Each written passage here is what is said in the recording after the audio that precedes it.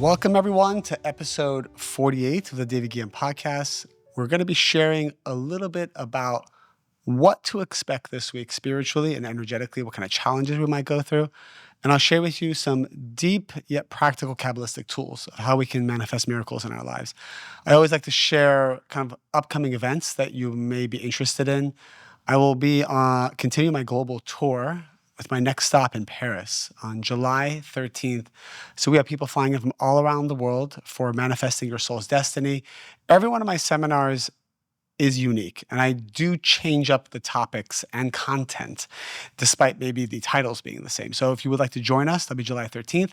And then I'll be in Los Angeles August 10th for a brand new topic, which is the technology of prayer and how prayer manifests miracles.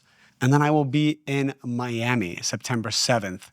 And you can check out my entire tour and dates that are coming up, especially October. We have, I think, 4 or 5 cities that we'll be attending to. And all that can be found on davidghiyam.com in the live events section. Those of you who are also brand new, I highly suggest a foundational course that I created on yourinfinitesoul.com. It's a 3-hour masterclass. You can pay whatever you feel is right. And it reveals the secrets of our soul, why we came to this world, why we are going through what we're going through, and again, how to manifest the fulfillment that is our birthright and destined for us. So that's yourinfinitesoul.com. What is the energy of this week? I wanted to start with a way of kind of looking at our lives with a new perspective. What do you think the soul will experience when we die? The sages say that upon a person's death, there is a reincarnation process that could take 1 second or up to 12 months. But everyone kind of stays within this frame of time.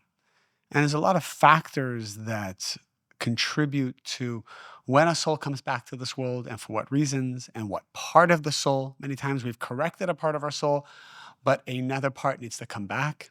And the corrected part often is the part that we in this physical world experienced maybe some type of lack, some type of sadness, some type of pain, but we transformed it through having certainty and happiness and all the things that we've talked about, how we become like the Creator, how we tap into the Creator's vibration. That's how you correct a part of your soul.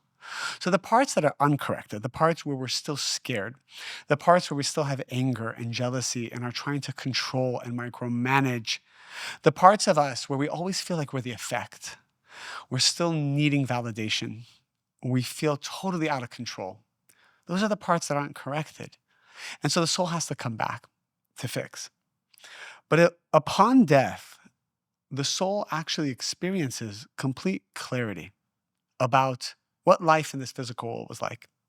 And what is important and what was never important becomes fully clear to each and every single one of us. So try to visualize and feel, what is that going to be like on the day of our death? A lot of times people say, well, isn't it bad to visualize death or to think about our death? And the sages say no. When we proactively choose to visualize death, we're actually removing death from our lives. When we proactively choose to not be afraid of death, to see it because we want to see clearly what we need to change to avoid it, when we choose that, this is actually a very proactive action that brings us on the vibration of the Creator and is connected to the energy of immortality. So it actually gives you life. It doesn't take away life. So what will we feel? How many of the choices that we make today, or how many of the things that we're holding on to, we think are so important? The grudges, the space that we've created maybe between us and our children, or us and our parents, between us and our mom or our dad, people in this world. All of this space, all of this judgment and opinions, the soul will see is not even important. The soul will just see one thing. Was there love and unity? Was there oneness or was there separation? This is really what it comes down to, because oneness is the vibration of the Creator, and any form of separation is the energy of the negative side, which is the side of chaos, pain, and suffering. A person has pain and suffering in their lives according to the level of separation they have in their lives. And so separation takes many forms. And maybe we can go through them and we can see, where do we have separation in our lives? Many times people write into me and they say, I'm still single for so many years. I still can't have children for so many years. I still have difficulty manifesting abundance. Things are always going wrong in my life, and I'm doing everything right. What does that mean, I'm doing everything right? One of the benchmarks of, quote, doing everything right is, to what extent is there unity and what extent is there separation? And let's start with unity with ourselves first. When a person hates themselves or judges themselves or beats themselves up or even judges a part of their body, let's say you don't like a part of your body. You don't like your thighs. You don't like your nose. You don't like your chin. You don't like the way your hair flows or how thin it is.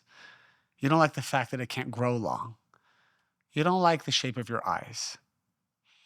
You might have health challenges. So you're always upset with yourself. You're upset with your stomach.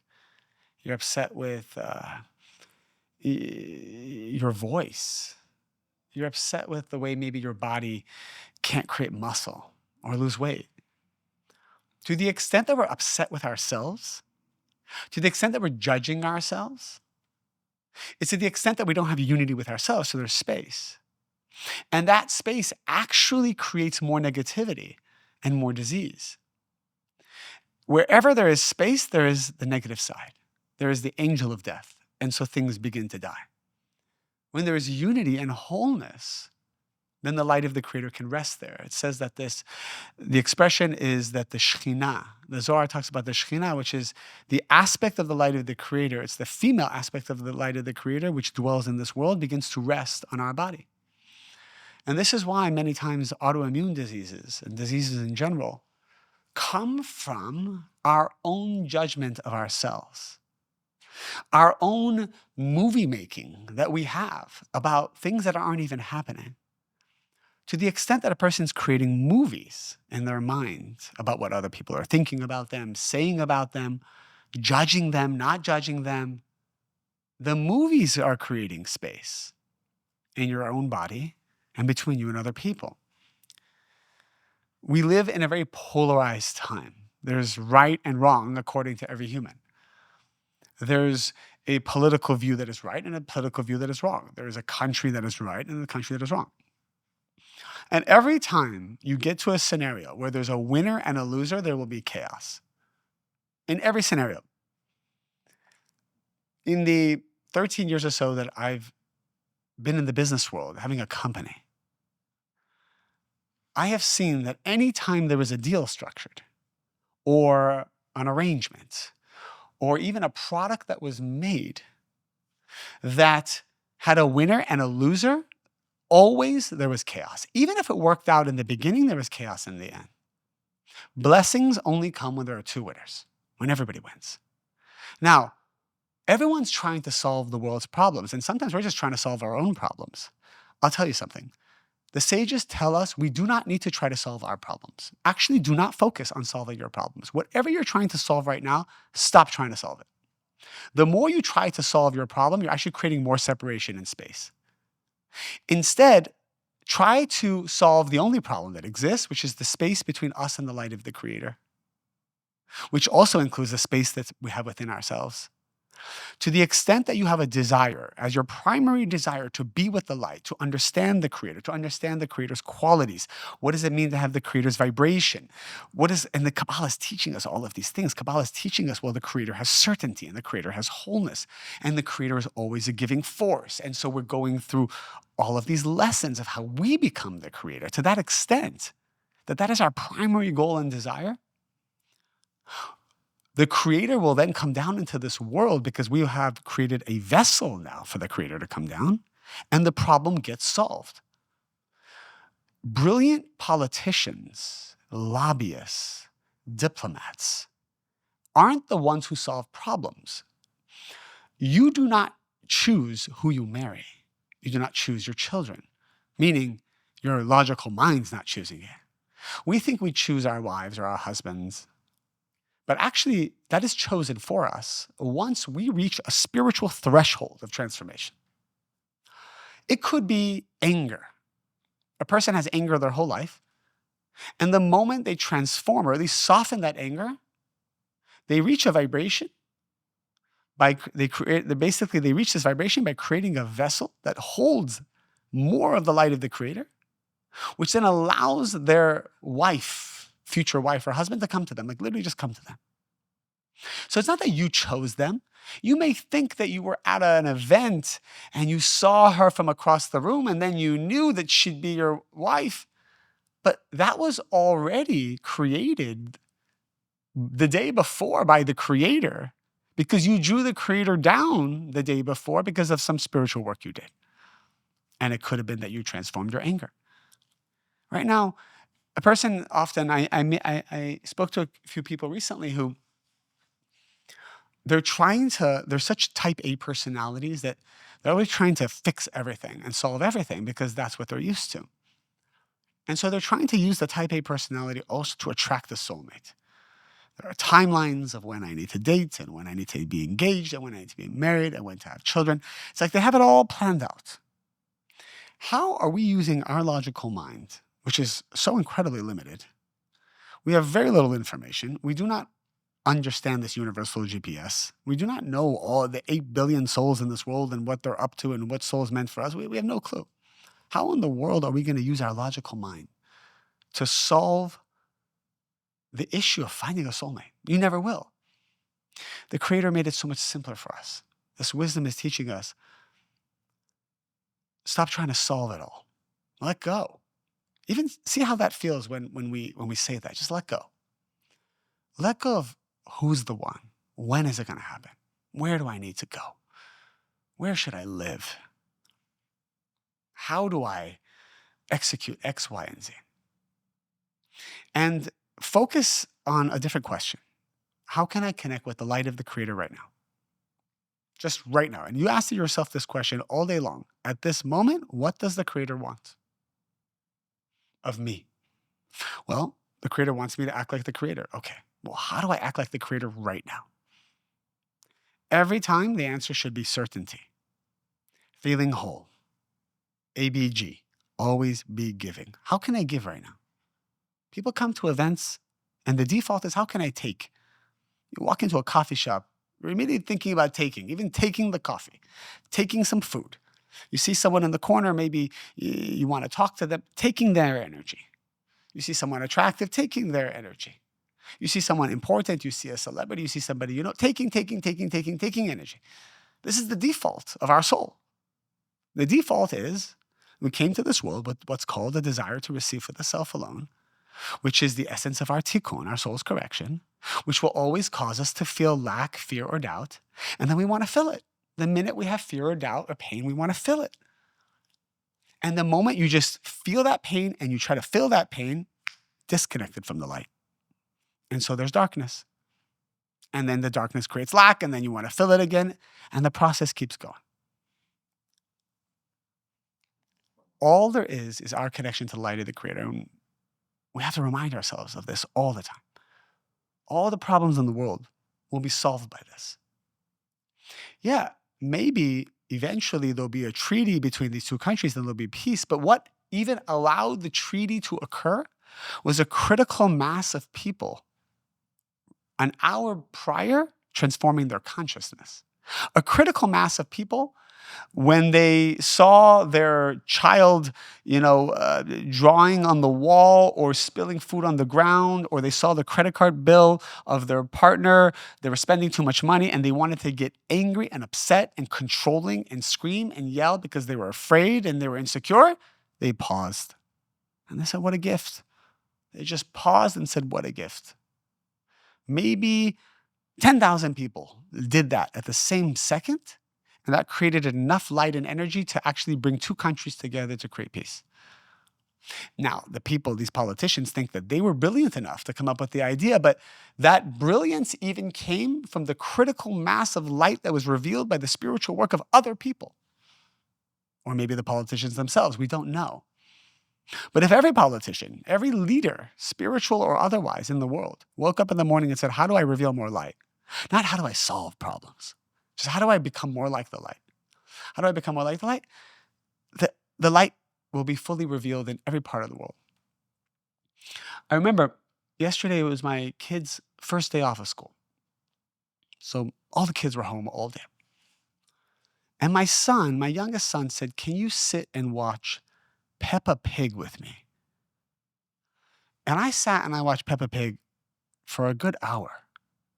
And I'll tell you, that was the most difficult thing I had to do in a long time. And I'm like, I have a podcast I need to film. I have videos, I have content, I have so many things. And it was really interesting exercise. I had so many things that I quote unquote had to do to bring spirituality to the world, right? To bring consciousness to the world. And then it dawned on me that hour was actually revealing more light to bind with your son. Because that was the difficult thing, to watch a show that probably is of no interest to you, but is of interest to him. And that unity and that love would reveal more light in the world than a podcast would if 1 million people listen to it. Think about that for a moment. That means in our own homes, often we disregard these relationships like children or family or friends because we have so many bigger, more important things to do. But the Creator is actually telling us when a person removes space, when they're with first, it's always their romantic partner. With your spouse, a relationship you're in, a partnership, remove space there first. And it's your children, your siblings, your parents. Then it's your friends, then it's your community, and then it's the world.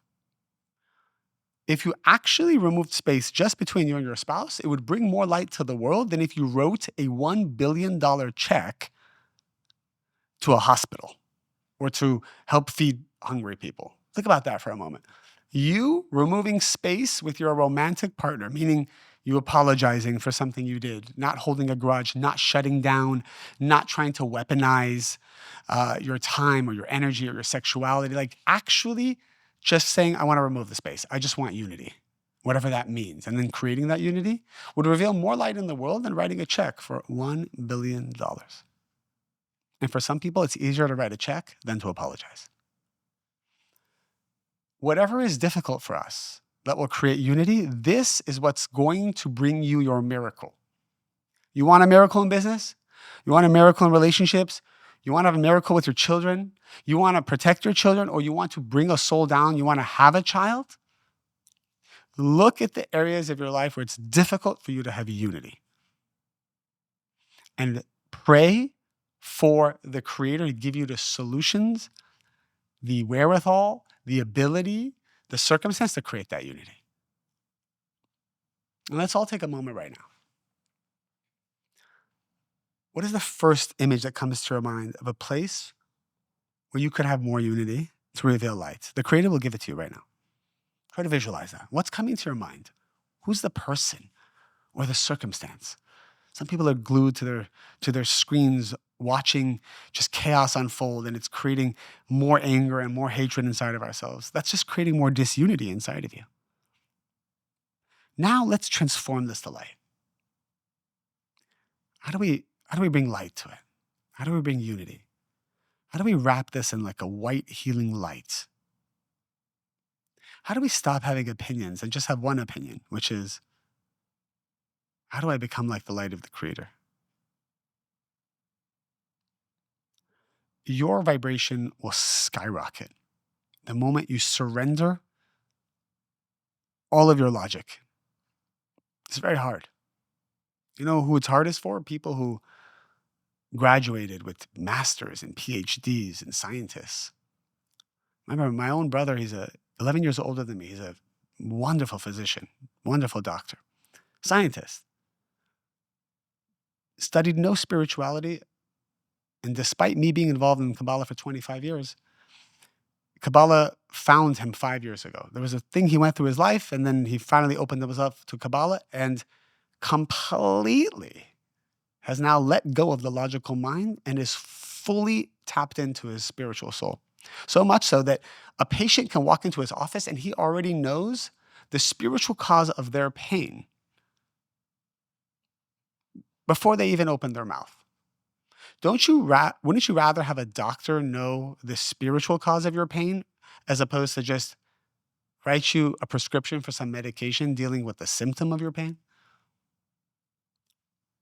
Because the truth is, our education and our studies, which I'm not against school in any way, but when the logic of this physical world, when your master's degree from an Ivy League school is what's dictating how you solve problems in this world, you will never, you will always think you are about to solve it, but you will be left with more problems than solutions. The only solution is to become like the light of the Creator. So let's release how smart we are. Let's release the grudge. Let's release our opinions. Let's create unity within ourselves. Start blessing the parts of you that you've been criticizing. And start blessing the people that you've been criticizing. And you can do this meditation all day long, every day. Watch what happens. You will create a miracle in your life. And it'll happen so quickly. Let the Creator fight for you. Don't fight your own problems.